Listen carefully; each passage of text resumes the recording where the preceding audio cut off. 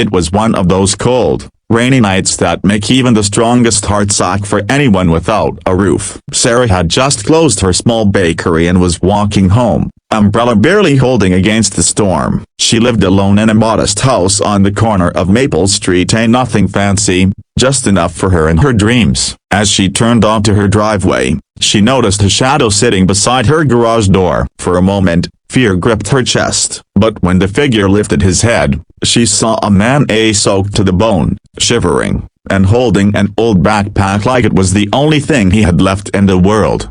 "Mama broken bar, I'm sorry," he said softly, voice trembling. "I just needed a dry place for a while. I'll leave as soon as the rain stops." His voice carried shame and exhaustion, the kind that comes from days, maybe months, of being invisible. Sarah looked at him for a long moment. He didn't look dangerous, just a broken bar lost against her better judgment. Her heart spoke first. "Come inside the garage," she said gently. "There's an old blanket in there. You can stay till morning." The man hesitated, almost in disbelief. "You'd let me do that?"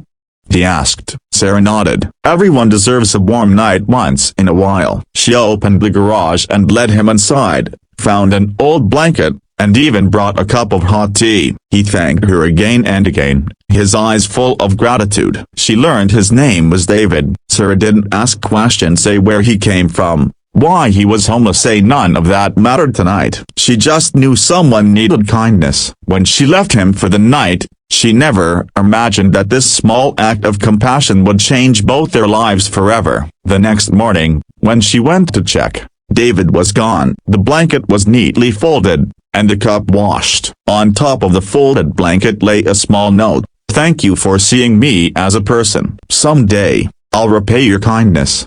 She smiled, thinking he probably just meant it as a kind farewell. Life went on. A few weeks passed. Sarah's bakery began struggling. Business had slowed. Bills were piling up, and the landlord had hinted about raising rent. She worked harder, baking late into the night, trying to think of ways to save her little dream. She'd always believed kindness came back somehow, she just didn't know how or when. Then, one morning, everything changed. A black luxury car pulled up in front of her bakery. Out stepped a well-dressed man in a tailored suit, clean-shaven, confident, but with eyes Sarah swore she'd seen before. He walked up to her counter and smiled. "Do you remember me?"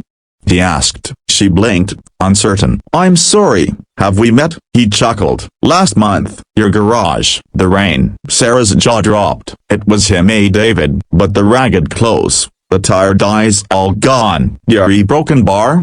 she stammered. "Yes," he nodded. "That night, I had lost everything, my company, my family's trust, my home. I wanted to know if there was still any goodness left in the world. I lived on the streets for weeks just to see how people treated someone who had nothing. Most turned away. But you, a broken bar, you opened your door." Tears welled in Sarah's eyes. "I didn't do much," she said softly. David shook his head. "You did more than anyone else. You reminded me who I wanted to be again." He handed her an envelope. Inside was a letter and a check, enough to pay off her debts, upgrade her bakery, and secure her future. "I don't accept charity," she said, trying to give it back. But David smiled warmly. "It's not charity, it's an investment in kindness, in humanity, in you." Over the next few months, David became not just a silent partner in Sarah's bakery, but a close friend. He helped her open new branches, introduced her to suppliers,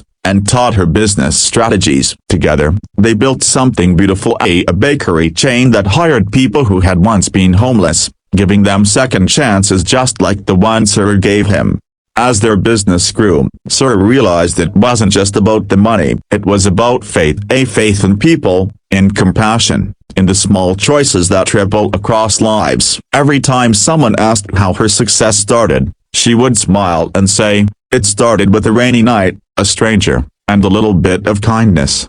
Years later, at the grand opening of their 10th bakery, David stood on stage beside her. Cameras flashed, people cheered. He looked at Sarah and whispered, "You saved me when I was invisible. Now, we're saving others together." Sarah looked out at the crowd, some employees who had once lived on the streets, now smiling, hopeful, full of life, and her eyes glistened. The message was clear: one small act of kindness can rewrite 1,000 stories. As the crowd applauded, the memory of that stormy night came back like a whisper, a reminder that sometimes the people we help in silence become the miracles we never expected.